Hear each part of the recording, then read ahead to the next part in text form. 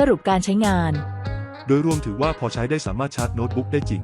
เมื่อแบตเตอรี่เสื่อมสามารถถอดเปลี่ยนได้ไม่ต้องทิ้งทั้งเครื่องการชาร์จในขณะที่เปิดโน้ตบุ๊กอยู่จะไม่สามารถชาร์จจากอุปกรณ์อื่นได้การชาร์จพร้อมกันหลายอุปกรณ์จะเป็นชาร์จปกติไม่ขึ้นชาร์จเร็ว